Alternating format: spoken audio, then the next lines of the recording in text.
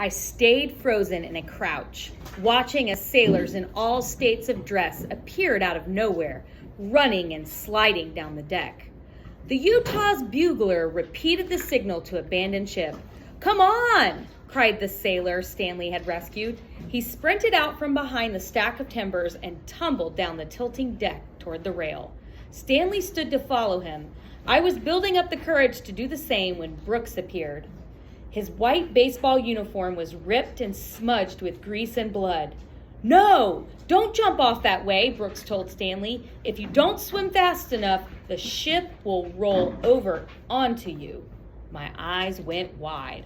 How had I not thought of that? Usually, I was the first to imagine the worst thing that could happen. But my brain wasn't working right now. All the bombs, the bullets, the screeching of the ship, and the screaming of the sailors, they made my thoughts a traffic jam, like when everybody got in their cars to leave the base at 5 o'clock every afternoon. Total gridlock. "We have to climb up the deck and jump off the starboard side," Brooks yelled. I looked at where Brooks was pointing. The deck was tilted at an almost 45-degree angle. To get to the starboard rail, we would have to climb the deck like hiking up a hill. I flinched as another Japanese Zero buzzed by, shooting at something I couldn't see. The thick, dark smoke had suddenly turned morning into night. Brooks and Stanley were already scrambling up the tilting deck.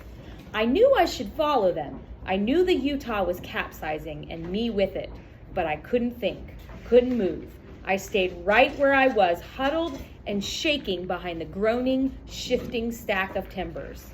Brooks must have expected me to be right behind him, because he was halfway to the other side of the deck when he looked back and cursed. He signaled for Stanley to keep going without him and clambered back down where I was frozen. Brooks shook me and said something, but words had lost all meaning.